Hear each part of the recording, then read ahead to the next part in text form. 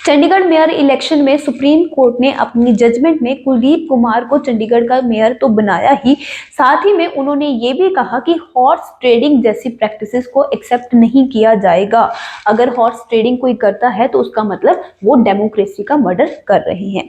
तो horse trading क्या होती है और क्यों इसे एक्सेप्ट नहीं किया जाएगा, हॉर्स ट्रेडिंग रिगार्डिंग क्या लॉज हैं, इन सभी चीजों के बारे में आज हम इस वीडियो में बात करेंगे। चंडीगढ़ मेयर इलेक्शन में अनिल मसीह प्रिजाइडिंग ऑफिसर ने बैलेट पेपर में घपला कर जानबूझकर बीजेपी को जिता दिया था। कुलदीप कुमार आम आदमी पार्टी के कैंडिडेट ने इसके अगेंस्ट सुप्रीम कोर्ट में पिटीशन फाइल की थी। पूरा मामला क्या है उसे जानने के लिए आप आइकन पर क्लिक कर सकते हो। सुप्रीम कोर्ट में इस मामले की 19 फरवरी को हियरिंग थी, जिसमें अनिल मसीह को पेश होने के लिए बुलाया गया था। ठीक हियरिंग के एक दिन पहले बीजेपी गवर्नमेंट ये सोचकर कि सुप्रीम कोर्ट में अगर मामला गया है तो सुप्रीम कोर्ट इस मामले के रिगार्डिंग ज्यादा से ज्यादा फ्रेश इलेक्शन करवाने का ही डिसीजन लेके बीजेपी गवर्नमेंट एक चालाकी का काम करती है। वो अपने मेयर मनोज सोंकर से रेजिग्नेशन दिलवा देते हैं और आम आदमी पार्टी के 3 काउंसलर्स को अपनी पार्टी में मिला लेते हैं।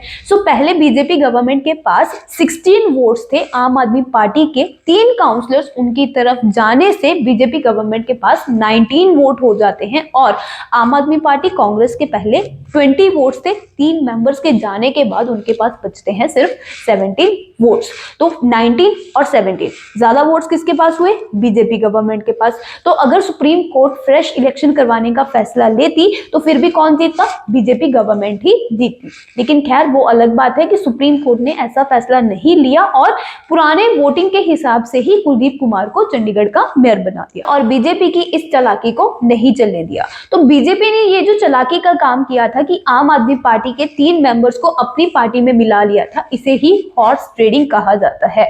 बेसिकली कोई भी पॉलिटिकल पार्टी जब अपने फायदे के लिए किसी दूसरी पॉलिटिकल पार्टी के मेंबर्स को कोई लालच देकर, पैसे का या फिर पावर का लालच देकर अपनी पार्टी में मिला लेती है तो उस पूरे कॉन्सेप्ट को ही हॉर्स ट्रेडिंग का नाम दिया जाता है।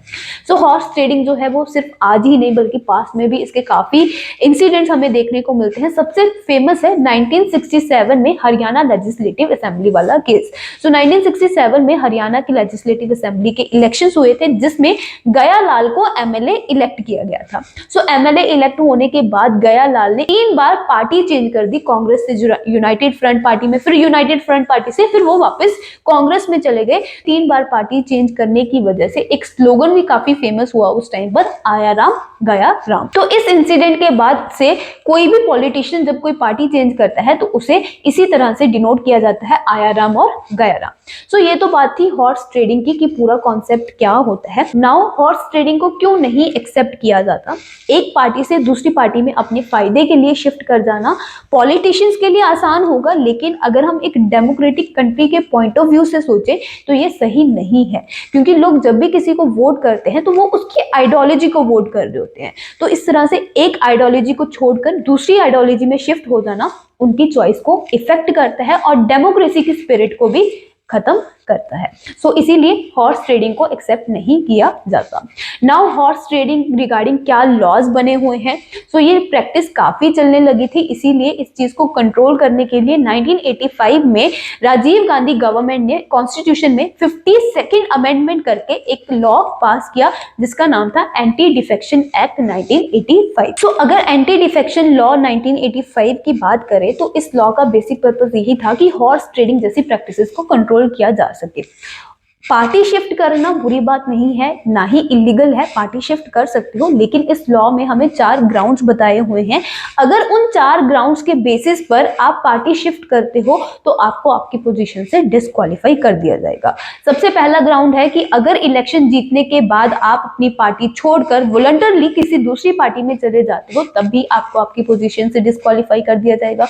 दूसरा ग्राउंड कि अगर कोई इंडिपेंडेंट मेंबर इलेक्शन जीत जाता है और इलेक्शन जीतने के बाद वो कोई पार्टी ज्वाइन कर ले। थर्ड ग्राउंड है कि कोई नॉमिनेटेड मेंबर, एमएलए, एमपी, कोई भी नॉमिनेटेड मेंबर, उनको 6 महीनों का टाइम दिया जाता है कि जिस भी पार्टी से वो नॉमिनेट हुए हैं अगर वो उसे चेंज करना चाहते हैं तो 6 महीने के अंदर अंदर वो चेंज कर सकते हैं। 6 महीने के बाद अगर वो अपनी पार्टी चेंज करते हैं तो उन्हें भी अपनी पोजीशन से डिस्क्वालीफाई कर दिया जाएगा। और लास्ट ग्राउंड है कि अगर कोई भी मेंबर अपनी पार्टी की तरफ से इशू की गई डायरेक्शंस को अपोज करता है, उनका विरोध करता है या फिर पार्टी के खिलाफ खड़ा हो जाता है तो उसे भी अपनी पोजीशन से डिस्क्वालीफाई कर दिया जाएगा। सो एंटी डिफेक्शन लॉ 1985 में ये कुछ ग्राउंड्स दिए गए हैं हॉर्स ट्रेडिंग को रोकने के लिए, लेकिन आज भी ये प्रैक्टिस होती आ रही है, जैसे कि रिसेंटली चंडीगढ़ मेयर इलेक्शंस में हमें ये देखने को मिली है। सो इसे रोकना काफी जरूरी है। अगर इसे नहीं रोका जाएगा तो जैसे कि सुप्रीम कोर्ट ने कहा, ये डेमोक्रेसी का मर्डर होगा। सो ऐसे ही इंफॉर्मेटिव वीडियोस के लिए हमारे साथ जुड़े रहिए।